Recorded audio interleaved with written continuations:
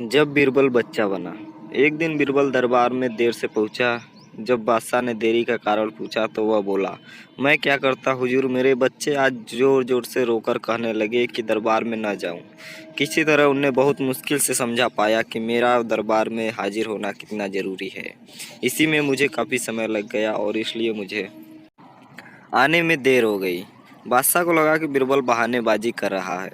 बीरबल के इस उत्तर से बादशाह को तसल्ली नहीं हुई।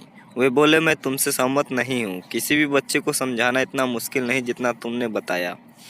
इस समय इतनी देर तो लग ही नहीं सकती।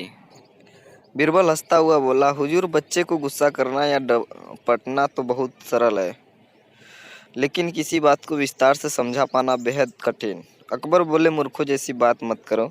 मेरे पास कोई भी बच्चा लेकर आओ, मैं तुम्हें दिखाता हूँ कि कितना आसान है यह काम। ठीक है जहाँ पना। बीरबल बोला, मैं खुद ही बच्चा बन जाता हूँ और वैसा ही व्यवहार करता हूँ। तब आप एक पिता की भांति मुझे संतुष्ट करके दिखाएं।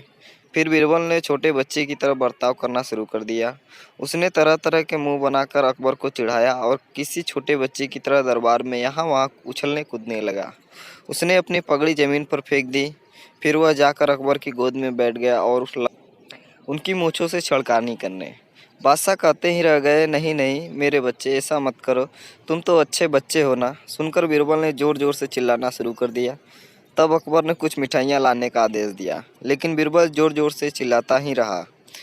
अब बादशाह परेशान हो गए, लेकिन उन्होंने धैर्य बनाए रखा। वह बोले, बेटा, खिलौने से खेलोगे? देखो कितने सुंदर खिलौने हैं। बीरबल रोता हुआ बोला, नहीं, मैं तो गन्ना खाऊंगा। अकबर मुस्कुराए और गन्ना लाने का आदेश दिया। थोड़ी ही देर में एक सैनिक कुछ गन्ने लेकर आ गया, लेकिन बीरबल का रोना नहीं थमा। वह बोला, मुझे बड़ा गन्ना नहीं चाहिए, छोटे छोटे टुकड़ों में कटा गन्ना दो। अकबर ने एक सैनिक को बुलाकर कहा कि वह एक गन्ने के छोटे छोटे टुकड़े कर दे। यह देखकर बीरबल और जोर से रोता हुआ बोला, नहीं सैनिक, गन्ना नहीं काटेगा, आप खुद काटे इसे। अब बादशाह का मिजाज बिगड़ गया, लेकिन उसके पास गन्ना काटने के अलावा और कोई चारा न था, और करते भी क्या। खुद अपने ही बिछाए जाल में फंस गए थे। वह गन्ने के टुकड़े करने के बाद उन्हें बीरबल के सामने रखते हुए बोले, अकबर, लो, इसे खा लो बेटा। अब बीरबल ने बच्चे की भांति मचलते हुए कहा, नहीं, मैं तो पूरा गन्ना ही खाऊंगा। अब बादशाह ने एक साबुत गन्ना उठाया और बीरबल को देते हुए बोले, लो पूरा गन्ना और रोना बंद करो। लेकिन बीरबल रोता हुआ ही बोला, नहीं, मुझे तो इन छोटे टुकड़ों से ही साबुत गन्ना बना दो। कैसी अजीब बात करते हो तुम, यह भला कैसे संभव है? बादशाह ने स्वर में क्रोध भरा था, लेकिन बीरबल रोता ही रहा। बादशाह का धैर्य चूक गया। बोले, यदि तुमने रोना बंद नहीं किया तो मार पड़ेगी तब।